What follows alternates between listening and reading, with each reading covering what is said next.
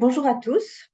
Alors voilà, le but de cette vidéo est de vous partager un petit résumé sur justement la notion de changement en entreprise, notion évidemment bien importante à l'heure actuelle puisque nous sommes dans une période où certains référentiels du recrutement, référentiels du management, et, sont vraiment remis en cause en fait.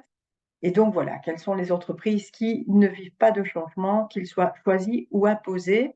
Et donc la thématique du changement est vraiment une thématique hyper importante pour l'entreprise. Alors afin que vous puissiez suivre le prochain live qui va parler plutôt de la résistance au changement et donc notamment les émotions, je vais faire un petit résumé et donc un partage de justement ce que nous avons vu au live précédent sur le changement. Comme ça, tout le monde peut finalement reprendre euh, le live là où on l'a laissé. Et donc, je vous partage rapidement ce qui avait été proposé la fois dernière. Et donc, voilà, pourquoi parler du changement et surtout quelles sont les conséquences du changement quand il est mal géré, quand il est mal accompagné. Les conséquences sont multiples parce qu'une résistance qui se cristallise dans le temps peut vraiment amener une très mauvaise ambiance au niveau du groupe. On peut avoir une personne qui soit vraiment dans la résistance au point de dire 2 ans après, c'était mieux avant. Et donc, parfois, on peut remarquer que ce sont des personnes justement très appliquées, des anciennes peut-être, des personnes qui ont une certaine ancienneté dans l'entreprise et justement un certain professionnalisme. Et c'est ennuyant évidemment de se séparer de ce style de personnes alors que justement ils font bien leur travail, mais voilà, ils créent une ambiance peut-être qui est lourde au niveau de cette résistance et cette non-acceptation d'un changement qui a été fait. Alors, au niveau de changements non gérés, on peut aussi remarquer des conséquences comme de la démotivation, de l'absentéisme, euh, euh, du burn-out, parce que le burn-out est aussi un épuisement non seulement physique, mais aussi émotionnel, qui peut survenir après une multitude de changements non digérés. Donc voilà, ça pourrait aussi être une conséquence du changement. Alors passons tout de suite dans ce qu'on appelle la courbe du changement.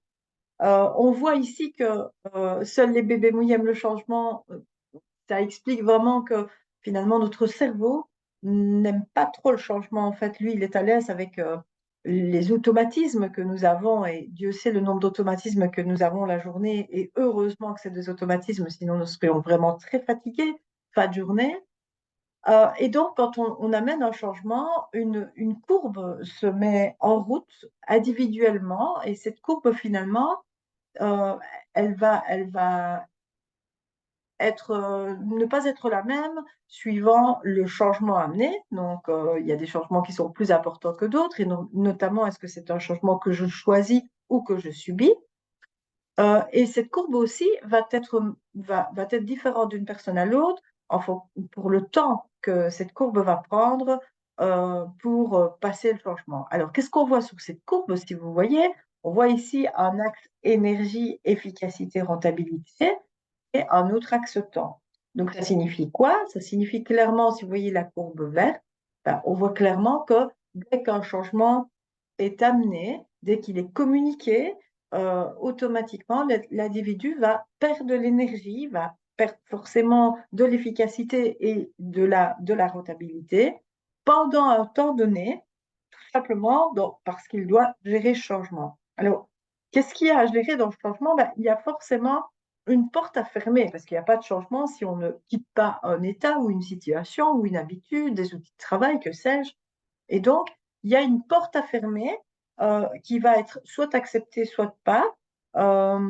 Si je change, par exemple, de matériel pour passer sur un OFP, ben, il est très clair que mes habitudes de travail vont être bousculées. Et donc, je vais devoir quitter ce confort, par exemple, mais ça peut être en cas de fusion d'entreprise, ça peut être une perte de la sécurité, une perte peut-être de mon manager, de la proximité que j'avais avec mon manager, parce que l'équipe va s'agrandir, que sais-je. Et donc, il y a une porte à fermer, même si ce changement est positif.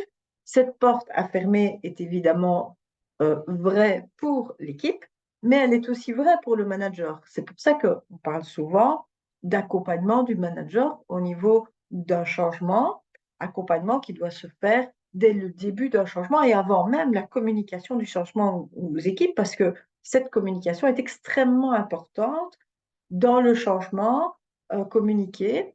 Il est important de mettre certains ingrédients pour que chaque profil de personnalité puisse être amené à changer. Et bien souvent, on communique comme on est et on ne s'adapte pas pour que tous les profils de personnalité puissent être intéressés par le changement et en tout cas en avoir les ingrédients pour être rassurés quant à ce changement.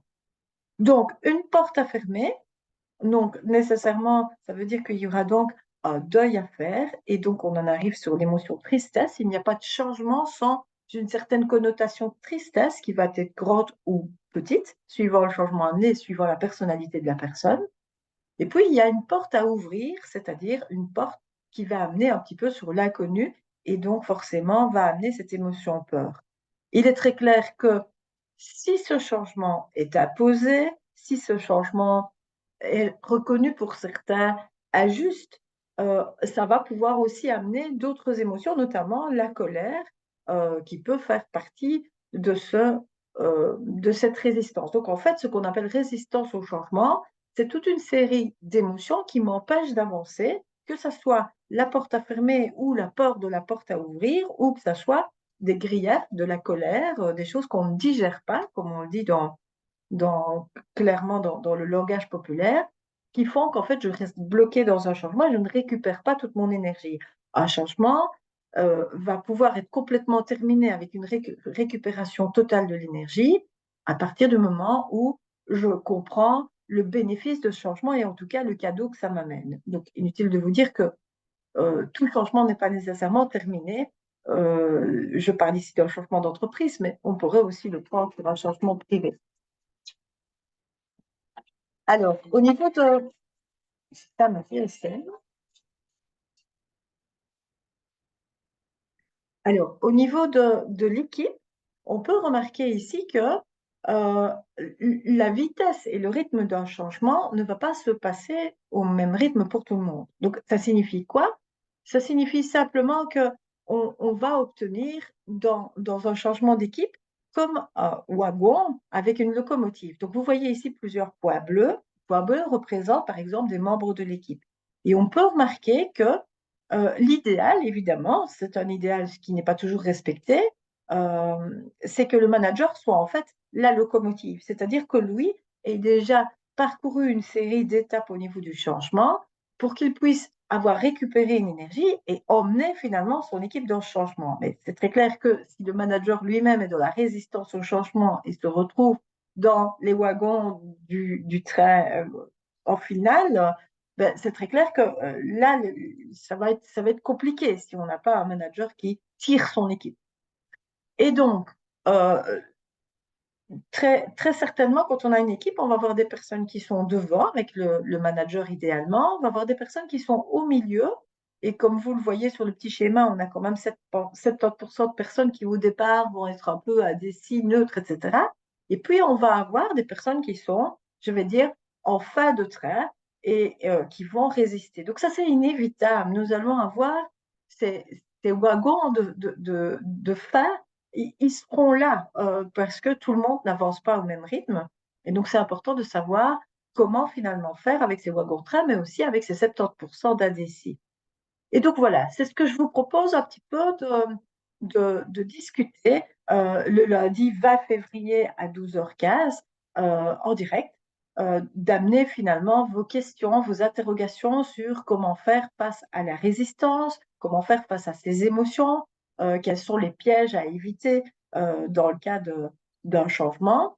Et je vous rappelle que toutes ces vidéos sont finalement des courts extraits de ce que vous pouvez trouver sur la formation en ligne Manager Coach sur WinCoach Online, qui traite notamment du changement des émotions, des résistances, mais aussi de la reconnaissance, de la cohésion, des profils de personnalité et toute une série de choses qui sont utiles pour le savoir-être du manager, c'est-à-dire de comprendre en fait le fonctionnement humain et comment, en tant que manager, dans mon rôle de manager, je peux évidemment mieux comprendre et mieux travailler avec l'humain en fait. Voilà, et donc j'espère vous voir nombreux le lundi, pardon, 20 février à 12h15 sur la suite de cette aventure sur le changement et les émotions. À bientôt et d'ici là, portez-vous bien.